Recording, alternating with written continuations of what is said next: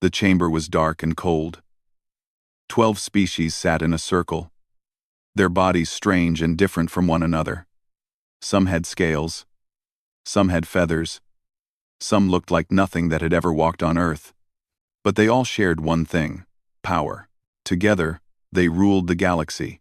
They called themselves the Galactic Council. For 300 years, they had watched a small blue planet on the edge of the Milky Way. They had watched the creatures there learn to walk upright. They had watched them build cities, fight wars, and reach for the stars. At first, the council had laughed. Humans were so primitive, so weak, so short-lived. But humans did not stay weak. In just 200 years, they discovered faster than light travel. They spread across the stars like fire through dry grass. 47 worlds now flew the flag of Earth. Human ships filled the trade routes.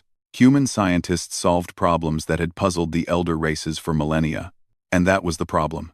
Admiral Kyle stood at the center of the chamber. He was Valorian, tall and thin with silver skin that reflected the dim lights. His people had ruled these stars for 10,000 years. They did not like change. They did not like competition. "The evidence is clear," Kale said. His voice was calm, but his eyes were not. "Humanity grows too fast. They share technology with lesser species. They upset the balance we have maintained for ages. If we do nothing, they will surpass us within a century." Murmurs filled the chamber. The representatives shifted in their seats. They had all seen the reports. They all knew the truth. "What do you propose?" asked the Morvian delegate, a creature of floating crystals and soft light. Kale smiled. It was not a kind smile. "We end the threat, permanently." The vote took less than an hour. 12 species, 12 votes, all in favor. Humanity would be destroyed. Far across the galaxy, on a planet called Earth, a woman named Suman Park sat alone in her office.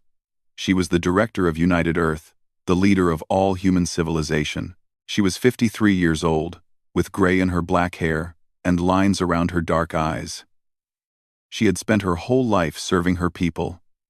She had never imagined it would end like this. The message on her screen was short. It came from a Valorian diplomat who had secretly helped humanity for years.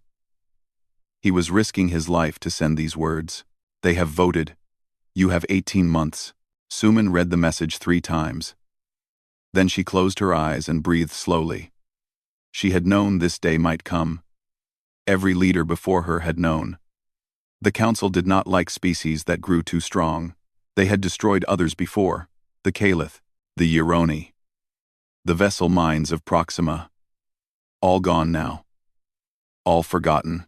But humanity had a plan so secret that only 4 people knew about it. Suman picked up her communicator and made 3 calls. 1 hour later, they gathered in a room deep beneath the Earth's surface.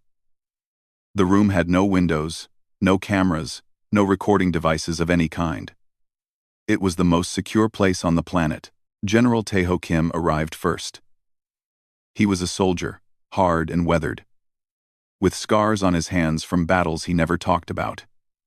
He commanded all of Earth's military forces. When Suman told him about the Council's vote, his face did not change. He simply nodded and sat down. Fleet Commander Yuna Choi came next. She was younger than the others, only 42. But she had earned her position through skill and courage. She ran the largest fleet humanity had ever built. Her ships patrolled the borders of human space, always watching, always ready. When she heard the news, her jaw tightened, but she said nothing. Last came Jiho Lee. He was the oldest of them, nearly 70, with wild white hair and thick glasses. He was a scientist, perhaps the greatest scientist humanity had ever produced. He had spent his life studying things that most people could not even imagine. Things like the nature of space itself. Things like the hidden layers of reality that existed just beyond human sight. 18 months, Suman said when they were all seated. The Council will send their fleet. They will destroy every human world. They will kill every man, woman, and child. Unless we do something impossible, we cannot win a war against 12 species, Taeho said. Their combined fleet outnumbers ours, 100 to 1. I know, Suman replied. That is why we will not fight. She turned to Jiho. The old scientist was already smiling. Project Horizon, he said softly. Yuna frowned. I have never heard of it. You were not supposed to. Suman explained. It has been classified at the highest level for 40 years. It was created as a last resort. A way for humanity to survive. If all else failed. Jiho leaned forward. His eyes were bright with excitement. 30 years ago, my team discovered something extraordinary. We found a fold in the fabric of space, a place that exists beside our universe, but separate from it. We call it the fold. It is vast. It is empty. And most importantly, it is hidden from any technology the Council possesses. You want us to run? Tejo asked. There was no judgment in his voice, just curiosity. I want us to vanish, Suman said. Every human. Every colony. Every ship. We will leave this universe entirely. We will step into the fold and close the door behind us. The Council will come with their fleet and find nothing but empty worlds. No bodies. No ships. No explanation. Just silence. The room was quiet for a long moment. Can it be done? Yuna asked. Moving 12 billion people to another dimension in 18 months? Jiho took off his glasses and cleaned them with his shirt. It will be the greatest challenge in human history. We will need to build thousands of fold generators. We will need to coordinate the evacuation of 47 worlds. We will need to do all of this in secret, while pretending that nothing is wrong. Can it be done? Yuna repeated. Jiho put his glasses back on. He looked at each of them in turn. I do not know. But I know this. If we do not try, we die. All of us. Every human who has ever lived will be forgotten. Our art, our music, our dreams, gone. Suman stood. Then we try. Starting tonight. She looked out at the three people who would help her save humanity. A soldier, a commander, a scientist. They were so different from each other. But in that moment, they were united by something stronger than fear. Hope.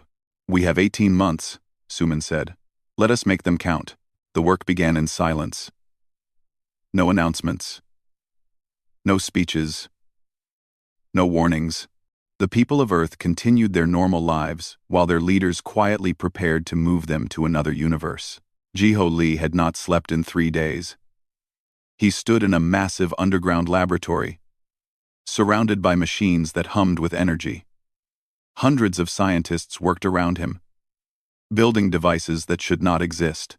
They called them fold generators. Each one was the size of a small building. Each one could tear a hole in reality itself and hold it open long enough for people to pass through. They needed thousands of them. The first prototype is ready, said a young engineer, handing Jiho a tablet with the results. Jiho studied the numbers. His hands were shaking from exhaustion, but his mind was still sharp. It works! But the power consumption is too high. We need to reduce it by 40%. Or we will drain entire cities just to move a single transport. That is impossible, sir.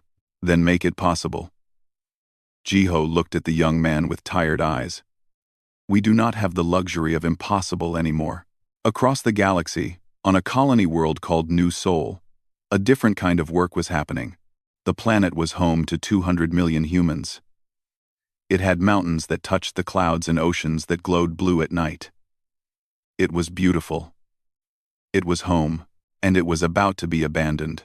Do-hyun Baek stood on a hill overlooking the capital city. He was 31 years old, an engineer who had spent his career building bridges and towers. Now, he was building something else entirely.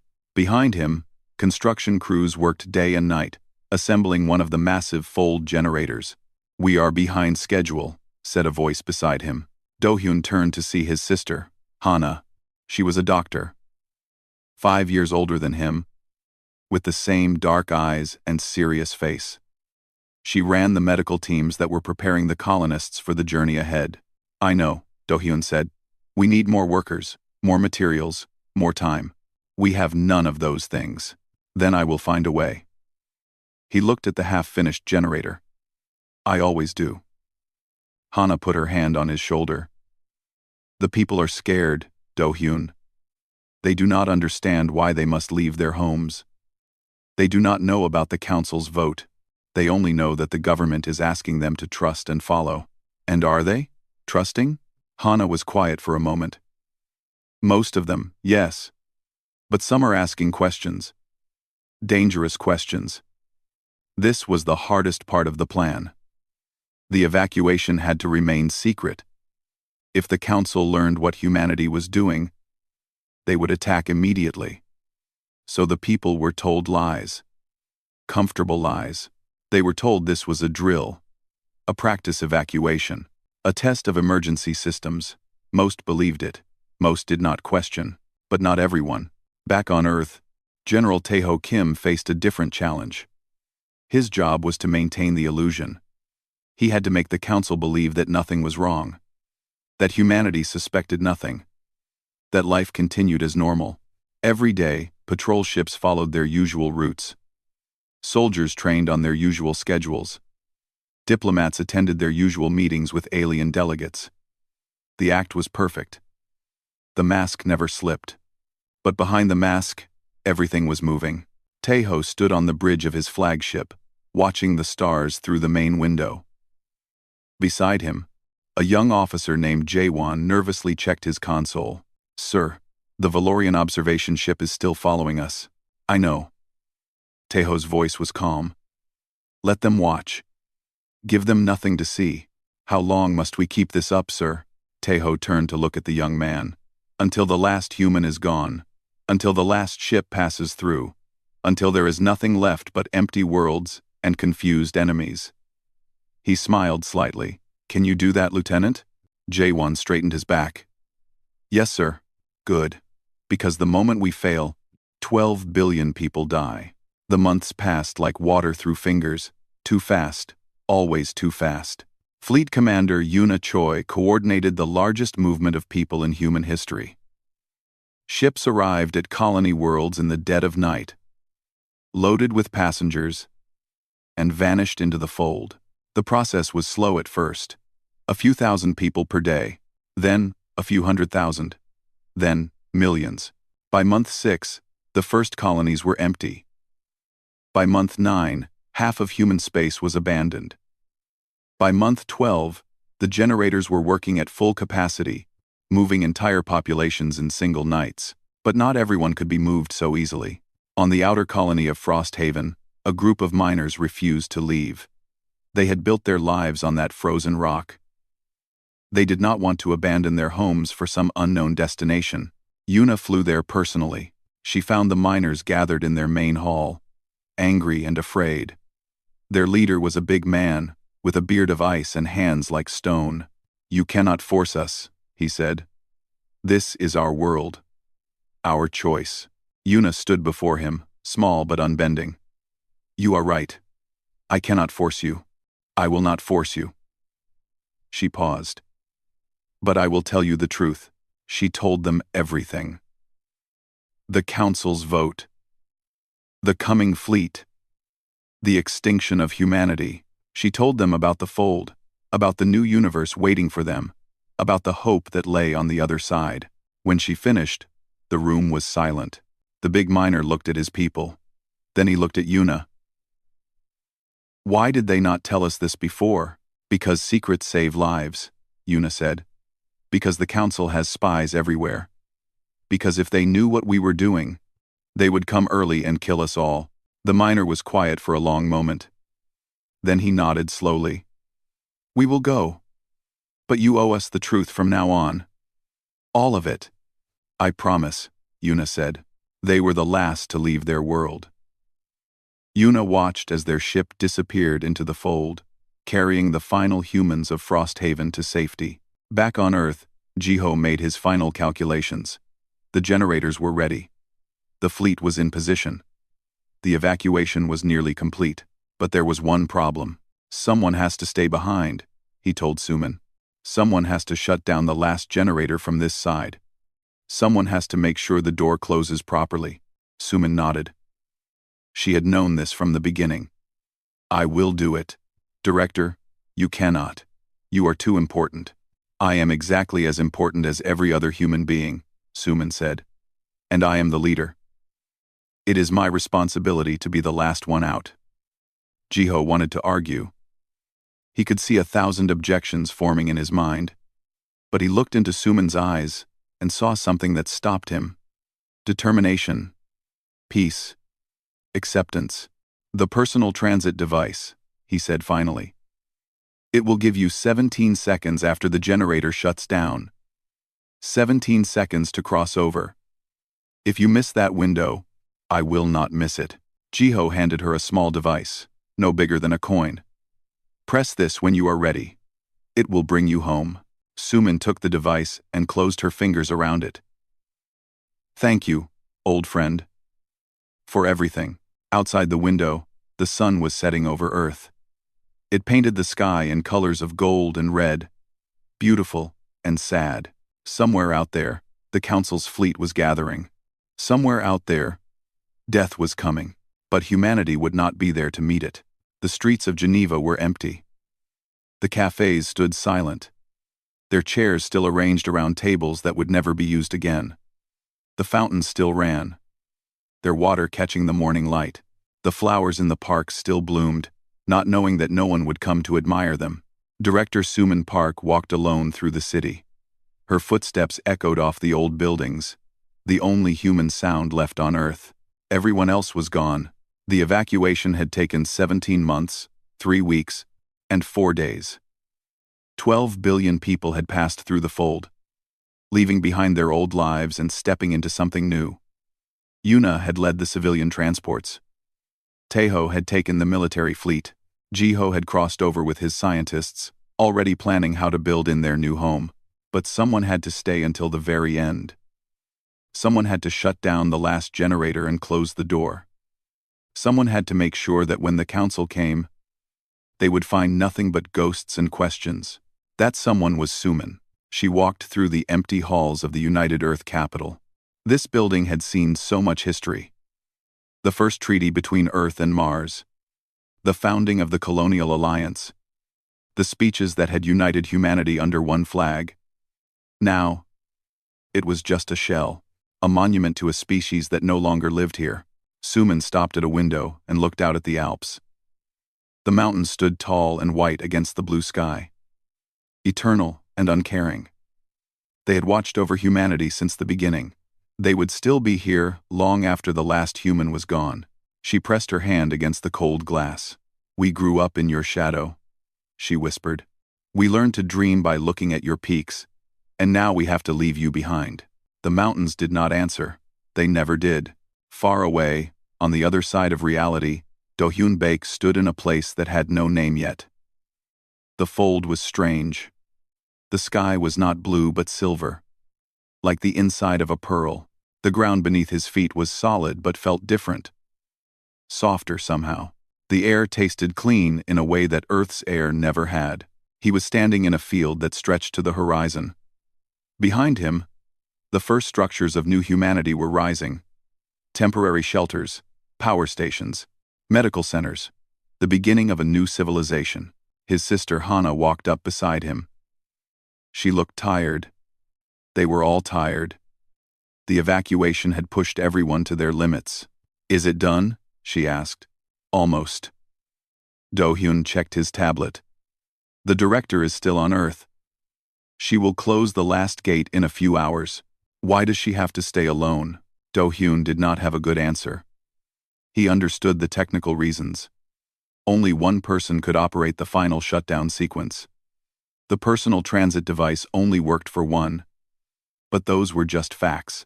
They did not explain why it had to be Suman. Because someone has to, he said finally. And she chose to be that someone. Back on Earth, Suman made her final rounds. She visited the Great Library of Beijing, where every book humanity had ever written was stored in quantum crystals. The shelves were dark now, but the knowledge remained, preserved in copies that had already crossed over. She walked through the ruins of Rome, where ancient stones remembered empires long gone. Humanity was adding itself to that list now. Just another civilization that had risen and fallen and moved on. She stood on the shore of the Pacific Ocean, watching the waves roll in. The ocean did not know that humans were leaving. It would keep moving, keep breathing, keep being vast and beautiful and indifferent. Finally, as the sun began to set, Suman returned to Geneva, to the last working generator. The machine stood in an underground chamber, humming with power. Lights blinked on its surface. The air around it shimmered slightly, like heat rising from hot pavement. This was the final door, the last connection between Earth and the fold. Suman approached the control panel. Her hands were steady. Her heart was calm. She had made peace with this moment long ago. A communications screen flickered to life. Jiho's face appeared, worried and old. "Director, the evacuation is complete. All 12 billion humans are safely in the fold. The fleet is secure. The colonies are established. You can come through now." "Not yet," Suman said. "I need to shut down the generator properly. If I leave it running, there is a chance the Council could find it. Could follow us." "I know. But please, hurry. We need you here." Suman smiled. "You will be fine without me, old friend. Humanity will be fine. We have survived ice ages and wars and plagues. We will survive this too." Jiho opened his mouth to argue, but Suman had already turned away. She began the shutdown sequence. It would take exactly 3 minutes. After that, the generator would seal itself. The door would close, and Suman would have 17 seconds to use her personal transit device before the connection broke forever. The machine began to wind down. The humming grew softer. The lights began to fade one by one. Suman watched the countdown on her screen. 2 minutes. 1 minute. 30 seconds. She thought about her parents, who had died when she was young. She thought about her husband, who had passed away 5 years ago. She thought about all the people she had led, all the decisions she had made, all the sleepless nights and heavy burdens. It had been worth it. All of it. 10 seconds. Suman pulled out the small transit device that Jiho had given her. It felt warm in her hand, like a promise. 5 seconds. The generator went dark. The door began to close. Suman pressed the button. Light surrounded her. Not the light of the sun or the stars, but something different. Something that existed between worlds. It was warm and cold at the same time. It was everything and nothing. She felt herself being pulled apart and put back together. She felt the universe shift around her. And then she was standing in a silver field, under a pearl-colored sky. Jiho was there. Taeho, Yuna, Dohyun, and Hana. Thousands of others. Watching, waiting, hoping. When they saw her appear, a sound rose from the crowd. Not cheering exactly. Something deeper. Something like relief and joy and gratitude, all mixed together. Suman took a deep breath of this new air. She looked at this new sky. She felt this new ground beneath her feet. Behind her, the connection to Earth sealed itself forever. There was no going back, no way to return, but that was okay. Humanity was safe. Humanity was together. Humanity was ready to start again. Suman turned to face her people. 12 billion faces looking at her with trust and hope. "We made it," she said simply. And somewhere, in the universe they had left behind, the lights of Earth continued to shine on empty streets, waiting for visitors who would never come home. The fleet came like a storm from the dark between stars. 10,000 warships from 12 species. Valorian destroyers with their silver hulls. Morvian crystal carriers that glowed with inner light. The massive stone fortresses of the Jethrid Empire. The living ships of the Myconid Collective. Together, they represented more firepower than any single species could imagine. Admiral KL stood on the bridge of his flagship, watching Earth grow larger in the view screen. The blue planet floated peacefully in the void, exactly as the scouts had reported. Lights glittered on its surface. Ships moved in its orbit.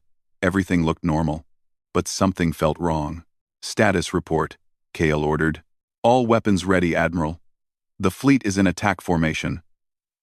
We can begin bombardment on your command. KL studied the planet for a long moment. He had waited centuries for this day. He had planned every detail of humanity's destruction. He had imagined their fear, their panic, their desperate pleas for mercy. Scan for military installations, he said. Find their defense grid. The scanning officer worked at his console. A minute passed. Then another. Admiral, I am detecting no active defense systems. They are hiding them. Scan deeper. Sir, I have scanned the entire planet. There are no weapons platforms, no shield generators, no missile batteries, no energy readings, consistent with military hardware of any kind. Kale frowned. This was not right. Humans were warriors. They had built armies that rivaled some council species. They would not leave their homeworld undefended. What about their fleet? I detect approximately 200 ships in orbit. But, Admiral, the officer hesitated. They are not moving. They are not responding to our presence. They appear to be running on automated systems. A cold feeling crept into Kale's chest. He had felt fear only a few times in his long life. He felt it now. Send a probe to the surface. I want visual confirmation. The probe descended through Earth's atmosphere. It flew over oceans and continents, cities and farmlands. It sent back images in perfect detail, and every image showed the same thing: empty streets, empty buildings, empty parks and markets and homes. The cities were intact. The infrastructure was working. But there were no people, not a single human anywhere. This is impossible, Kale whispered. He ordered more probes. He sent shuttles with soldiers to investigate on the ground. He contacted every ship in his fleet, demanding information. The reports came back, one after another. All the same, Earth was empty. The Council fleet spread across human space like a wave. They descended on every colony, every station, every outpost where humans had ever lived. New Sol was abandoned. Its beautiful cities stood silent under alien stars. Meals sat on tables, cold and untouched. Personal belongings lay scattered in homes, as if their owners had simply stood up and walked away. The Mars Collective was deserted. Its underground cities hummed with life support systems that supported no one. Trains ran on schedules, stopping at platforms where no passengers waited. Frosthaven was empty. The mining equipment still worked, still dug ore from the frozen ground, still loaded it onto transports that went nowhere. 47 worlds, 200 million buildings, 12 billion people. Gone. Not dead, not hiding, simply gone, as if they had never existed at all. Admiral KL walked through the streets of Geneva, surrounded by armed guards. He had never set foot on Earth before. He had never wanted to. But now, he needed to see with his own eyes. The city was beautiful, in its primitive way. Old buildings made of stone and glass. Trees lining the streets. A river flowing through the center.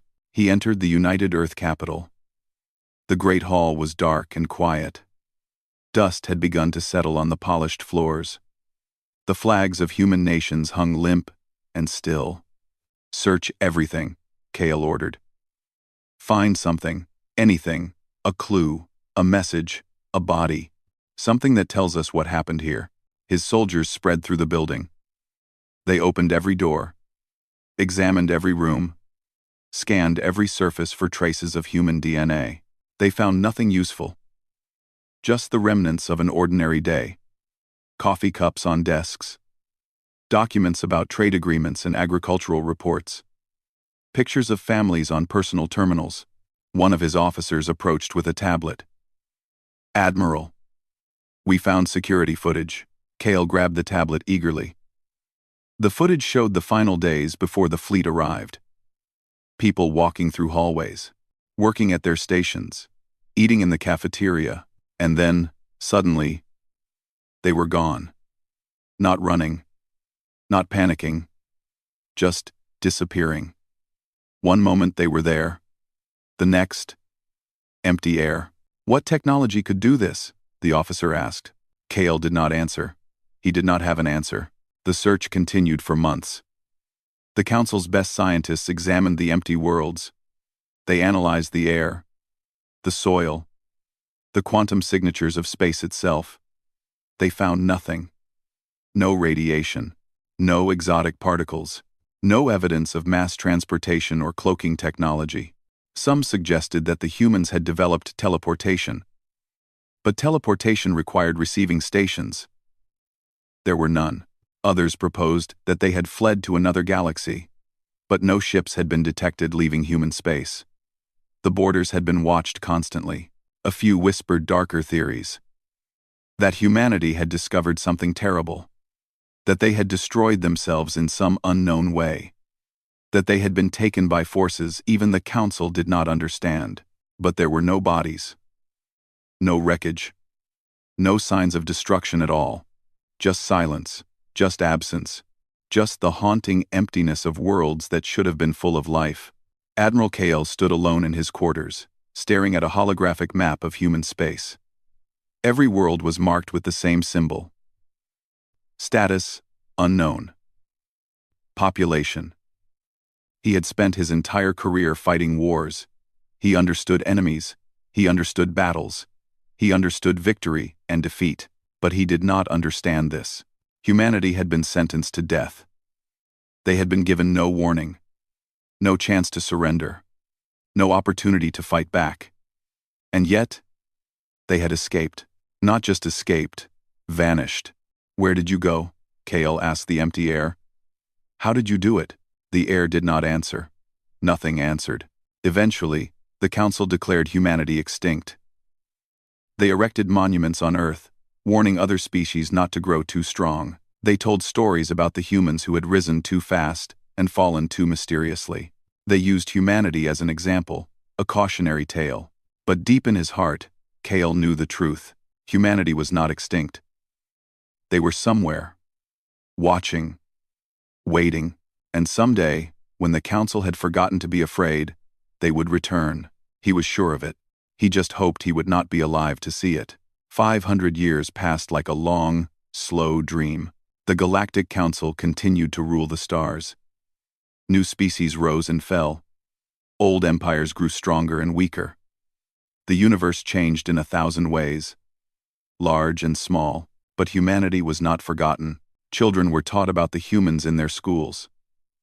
They learned about the strange species that had grown too fast, reached too high, and vanished into nothing. Teachers used them as a warning. This is what happens when you challenge the natural order. This is what happens when you do not know your place. But on the edges of space, in the dark places between stars, strange things began to happen. Ships would pick up signals on frequencies no one used, transmissions in a language that the databases identified as human. The messages were always short, always simple, always the same. We are still here. Most dismissed them as echoes, ghosts in the machine, signals bouncing off old satellites that still drifted through human space. But some wondered. On the frontier colony of Vel 4, a young Valorian astronomer named Kira worked alone in her observatory. She was not important. She was not famous. She was just a scientist who spent her nights watching the stars and recording what she saw. One night, she saw something that changed everything. A seam in space. A crack in reality itself, hidden between two distant stars. It was so faint that her instruments almost missed it. But Kira was careful. Kira was patient. Kira trusted her data. She watched the seam for weeks. It did nothing. Just sat there, invisible to anyone who was not looking for it. And then, one night, it opened. Light poured through the crack. Not starlight. Something else. Something silver and warm. And from that light emerged a ship. It was small, elegant, unlike anything Kira had ever seen. Its hull seemed to flow like water. Its engines made no sound. It moved through space as if it belonged there, as if the stars themselves had invited it. The ship broadcast a message on all frequencies, 12 languages, 12 greetings, one for each species on the Council. People of the galaxy, we come in peace. We wish to talk. Kira stared at her screen. Her hands were shaking. Her heart was pounding. The language of the broadcast was identified immediately by her computer. Human. The news spread like fire. Within hours, every ship in Council space knew. Within days, every world was talking about nothing else. The humans had returned. After 500 years of silence, they had come back. Admiral Kale's descendants now led the Valorian fleet. His great-great-granddaughter, Admiral Thyra, commanded the ships that surrounded the human vessel. She had grown up on stories of Kale's failure. She had sworn never to repeat it. "Identify yourself," she ordered. The human ship did not fire, did not run, did not show any fear at all.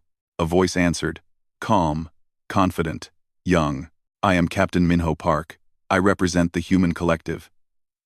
We have been watching you for a long time. We believe it is time for a conversation." "A conversation?" Thyra's voice was cold. "Your species was sentenced to death. You fled instead of facing justice. And now you return as if nothing happened?" "We did not flee," Minho replied. "We simply left. There is a difference. The result is the same. You are criminals, fugitives. We were innocent people who wanted to live." Minho's voice remained calm. "The council decided to kill us for being successful. We decided that we would rather survive." Thyra wanted to give the order. She wanted to destroy this ship and everyone on it. But something stopped her. Maybe it was curiosity. Maybe it was fear. Maybe it was the fact that if the humans had wanted war, they would not have sent a single ship. "What do you want?" she asked. "To show you something. To give you a choice." The crack in space opened wider. And through it came more ships. Hundreds of them. Thousands. Tens of thousands. They were not warships. They were carriers. Transports. Science vessels. Family ships with children visible through the windows. Behind them, through the crack, Thyra could see something impossible. A sky that was not black but silver. Stars that were not stars, but something else. A universe that existed beside her own, full of light and life and movement. "We spent 500 years building this," Minho said. "A new civilization. New worlds. New sciences. We could have stayed hidden forever. But we decided that hiding is not living." "You could have attacked us," Thyra said slowly. "After what we did to you, you had every right." "Perhaps. But we chose not to. Because we learned something important in our 500 years of exile. Survival is not enough. Safety is not enough. True strength comes from building, not destroying. From creating, not killing." Thyra stared at the fleet before her. It was larger than any fleet the Council had ever assembled. It was technology beyond anything her scientists could imagine. And they had come not with weapons raised, but with hands extended. "What do you want?" she asked again. "We want to be neighbors, partners, friends, perhaps, someday. We do not want to rule you. We do not want to conquer you. We just want to exist beside you, in peace. And if we refuse?" Minho was quiet for a moment. "Then we will leave. We will close the door and never return. You will never see us again. And you will spend the rest of your history wondering what might have been." The choice was clear. So clear that it almost hurt. Thyra looked at the human fleet, at the silver sky behind them, at the universe they had built in the darkness, while the Council was busy ruling a galaxy that suddenly seemed very small. She thought about her ancestor, Admiral Kale. He had tried to destroy humanity because he was afraid of what they might become. And they had become exactly what he feared. Something greater. Something beyond. "We need time," Thyra said finally. "To discuss. To decide." "Take all the time you need," Minho replied. "We have waited 500 years. We can wait a little longer." The human ship did not move. The human fleet did not threaten. They simply waited, patient and peaceful, while the Council debated its own future. In the fold, a woman watched the proceedings through a quantum link. She was very old now. Her hair was white as snow. her face lined with centuries of memory, but her eyes were still sharp, still bright, still full of the same determination that had saved humanity long ago. Director Suman Park smiled. They had been children when they fled, scared and desperate and unsure. Now they were something else entirely, and the universe would never be the same.